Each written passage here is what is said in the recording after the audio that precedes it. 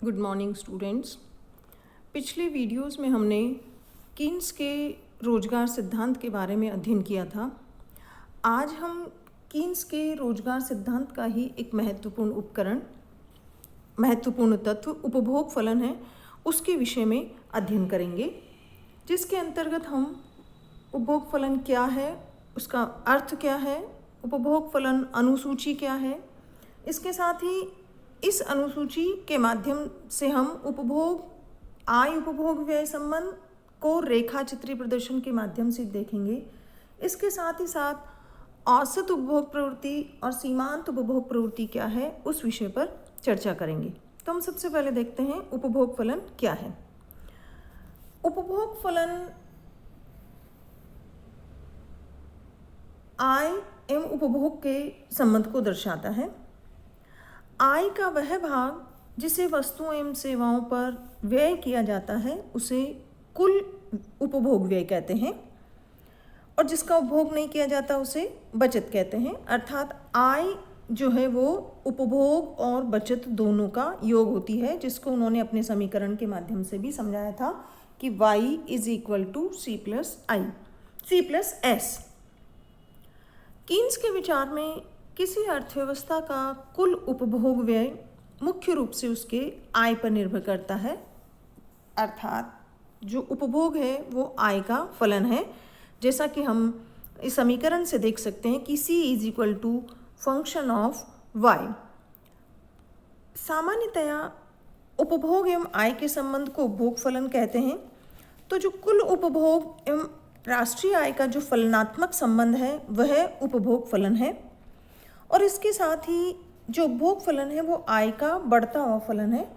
अर्थात क्योंकि आय में वृद्धि के साथ साथ उपभोग भी बढ़ता जाता है, और ये बताता है कि आय के स्तर में वृद्धि होने पर उपभोग में प्रत्यक्ष वृद्धि होती है, लेकिन आय के उत्तरोत्तर बढ़ने पर उपभोग व्यय की जो वृद्धि है वो आय वृद्धि की तुलना में कम होती है। उपभोग की इसी प्रवृत्ति को कीन्स ने उपभोग का मनोवैज्ञानिक नाम दिया है, मनोवैज्ञानिक नियम का नाम दिया। इसके साथ ही इसको हम कीन्स की निरपेक्ष आय परिकल्पना के नाम से भी जानते हैं। आय एवं उपभोग के इस कार्यात्मक संबंध को उपभोग प्रवृत्ति व्यक्त करती है, क्योंकि आय में वृद्धि होने पर उपभोग में भी वृद्धि होती है। यद्यपि आय की तुलना में उपभोग में जो वृद्धि है वो कम होती है, तो आय के विभिन्न स्तरों पर उपभोग एवं आय के कार्यात्मक संबंधों को व्यक्त करने वाली सूची को उपभोग प्रवृत्ति अनुसूची या उपभोग फलन अनुसूची कहते हैं। और इसके साथ ही जो भाग व्यय नहीं किया जाता उसको बचा लिया जाता है।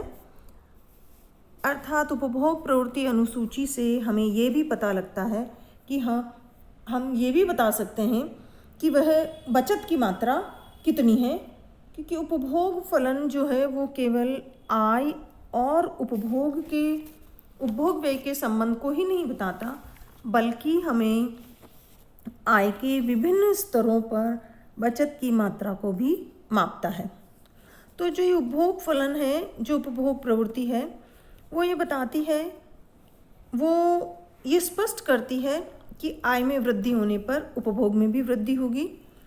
प्रोफेसर डिलार्ड ने बताया है कि आय के विभिन्न स्तरों पर उपभोग की विभिन्न मात्राओं को प्रकट करने वाली जो अनुसूची है उसको उपभोग प्रवृत्ति कहा जाता है।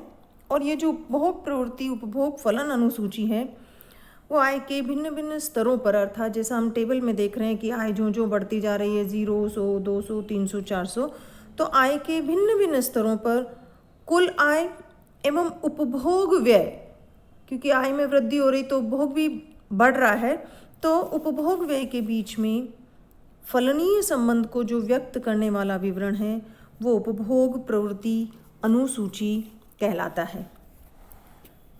इस तालिका से यह स्पष्ट है, जैसा कि हम देख रहे हैं, कि जो उपभोग है वो आय का बढ़ता हुआ फलन है, अर्थात आय में वृद्धि के साथ साथ उपभोग में व्यय भी बढ़ता जा रहा है। आय के शून्य होने पर लोग अपनी जो पूर्व में जो की गई बचत है उसका काम में लेकर उपभोग व्यय करते हैं। जैसा कि हम देख रहे हैं, यदि आय 0 है तो हमारा जो उपभोग है वो 200 के बराबर है। इसी प्रकार यदि आय हमारी 100 हो जाती है तो उपभोग व्यय भी बढ़ता है, अर्थात वह, जैसे मान लीजिए हम ये कह रहे हैं आय 100 बढ़ी तो उपभोग 250 हो गया, लेकिन अभी भी वह हम पूर्व की जो बचते हैं उसी को काम में लेकर, क्योंकि जो हमारा अतिरिक्त उपभोग है वो हमारी पुरानी बचतों के माध्यम से पूरा होता है। अब यदि आय और बढ़ जाती है, 200 हो जाती है, तो भी हमारा उपभोग व्यय भी बढ़ता है, वो 300 हो गया, लेकिन अभी भी जो हमारी आय है वो उपभोग की तुलना में कम है, तो हम जो हमारी पुरानी बचतें हैं उसको हम काम में लेकर अपने उपभोग व्यय को पूरा करते हैं। इसी प्रकार और आय में वृद्धि होने पर भी वही स्थिति हमें दिखाई देती है, लेकिन जब आय 300 से 400 हो जाती है तो हमारा उपभोग व्यय भी 400 हो जाता है, अर्थात जो आय है उसके बराबर हमारा उपभोग व्यय हो जाता है। तो ये जो उपभोग व्यय है देश में, यह आधारभूत उपभोग स्तर बन जाता है। इसके बाद भी हमारे उपभोग व्यय में जो वृद्धि हो रही है वो एक स्थिर दर से बनी हुई है। इसका जो मीनिंग है वो ये निकलता है कि कीन्स के अनुसार जो हमारा अल्पकाल में जो उपभोग फलन है वो स्थिर रहता है, अर्थात जो वृद्धि हो रही है, हम यदि अपने इस उपभोग की जो टेबल है उसके अंतर्गत देखें तो हमारी जो उपभोग में वृद्धि हो रही है वो 50-50 के बराबर हो रही है। इसका तात्पर्य कि जो उपभोग फलन है वो स्थिर है। इसी को हम अपने रेखाचित्रीय प्रदर्शन के माध्यम से भी देख सकते हैं कि जैसा हम ये देखें कि जो एक्स एक्सिस है, ओ एक्सिस, इस पर हमने अपनी आय को बताया है, और जो ओ वाई एक्सिस है उस पर उपभोग व्यय को बताया गया है। और जो 45 डिग्री रेखा C = Y जो खींची गई है, उस रेखा पर हमारा जो उपभोग है वो आय, उपभोग व्यय और जो हमारी जो आय है उसके हर एक बिंदु पर बराबर है, अर्थात जब ये आय बढ़ती है तो उपभोग व्यय भी उतना बढ़ जाता है। किंतु अर्थात ये रेखा तो ये बताती, किंतु व्यवहारिक जीवन में उपभोग व्यय में जो वृद्धि होती है वो आय वृद्धि की तुलना में कम होती है। जैसा कि जो रेखा चित्र है उसमें जो हमारा CC कर्व है उससे ये बताया गया है। ये उपभोग फलन या जो हमारी उपभोग प्रवृत्ति का जो वक्र है वो ये बताता है कि उपभोग आय का बढ़ता हुआ फलन है।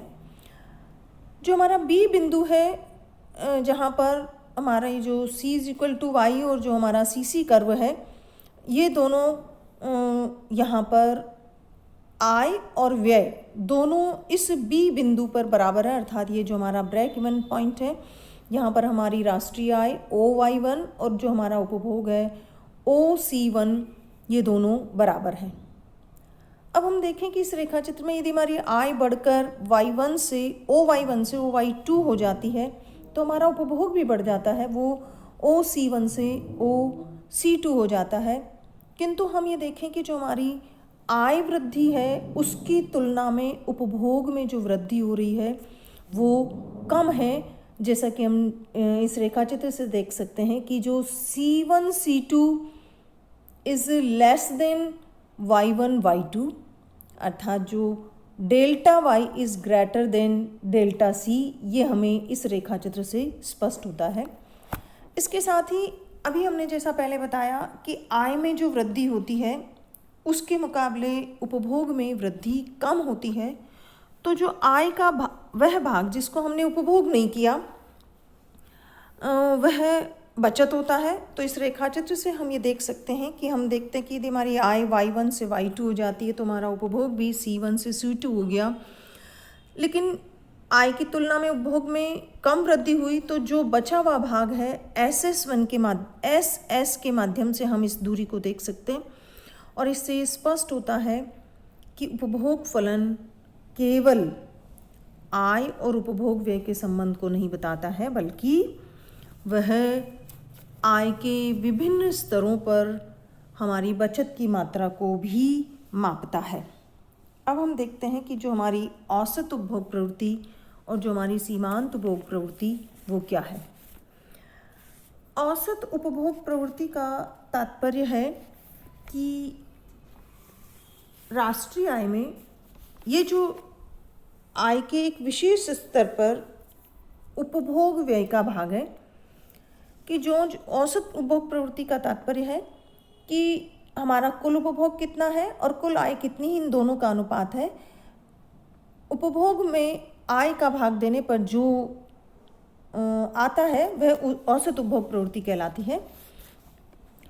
तो आय के किसी विशेष स्तर पर यह आय का वो भाग है, यह आय में वृद्धि के साथ साथ गिरती जाती है। तो जो आय बढ़ती है, हमारी जो औसत उपभोग प्रवृत्ति है या एपीसी जिसको हम शॉर्ट में कहते हैं, एवरेज प्रोपेंसिटी टू कंज्यूम, वो घटती जाती है, क्योंकि उपभोग पर व्यय की गई आय का अनुपात कम होता जाता है। जैसा कि प्रोफेसर कुरिहारा ने बताया कि औसत उपभोग प्रवृत्ति उपभोग व्यय तथा आय के किसी भी विशेष स्तर का अनुपात है। आय का वह भाग जो उपभोग पर व्यय किया जाता है वह औसत उपभोग प्रवृत्ति कहलाता है। यह कुल उपभोग का कुल आय के साथ अनुपात बताती है, जैसा कि हम देख रहे हैं कि उपभोग डिवाइडेड बाय आय या consumption divided by income, total consumption divided by total income, जैसा कि आगे हम टेबल में देखेंगे। इस टेबल में देखने पर हमें ये पता लग रहा है कि हमारी यदि कुल उपभोग 500 है और आय हमारी 0 है तो जो हमारी एपीसी है वो अनंत है। यदि हमारा कुल उपभोग 1250 है और आय हमारी 1000 है तो जो एपीसी है 1.25 है। आय और व्यय यदि दोनों बराबर हो जाते हैं तो एपीसी 1 हो जाती है।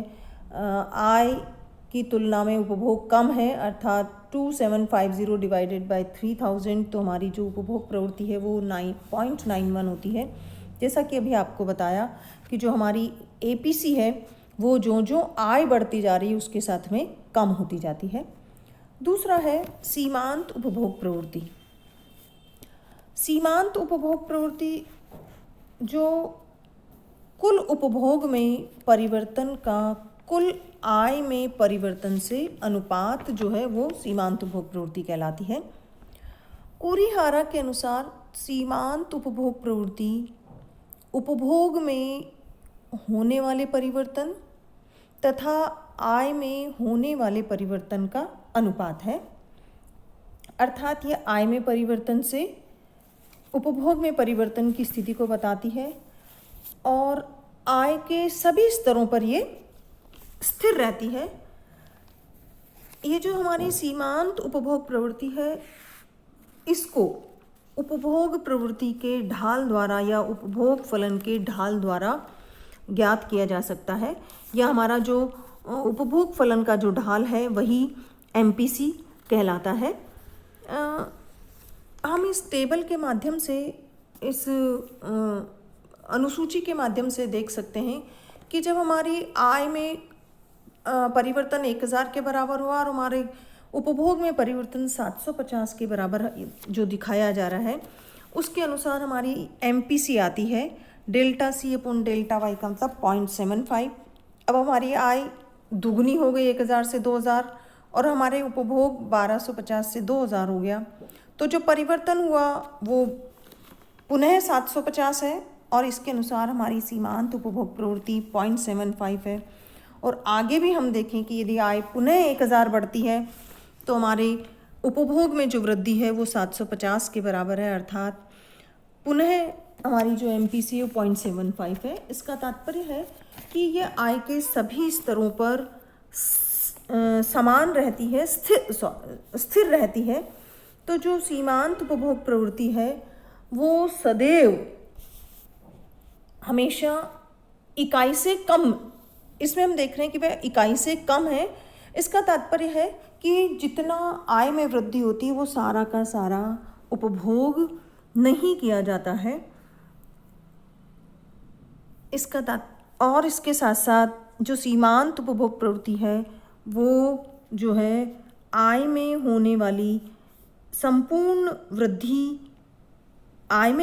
जो संपूर्ण वृद्धि है उसको पूरी की पूरी उपभोग पर खर्च नहीं करते हैं, उपभोग पर व्यय नहीं की जाती है, और न यह आय के घटने पर उपभोग में उसी अनुपात में कमी आती है, अर्थात ये सदैव धनात्मक होती है और कभी भी शून्य नहीं होती।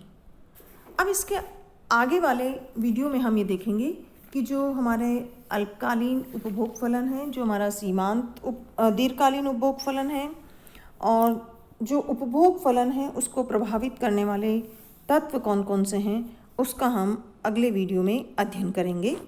धन्यवाद।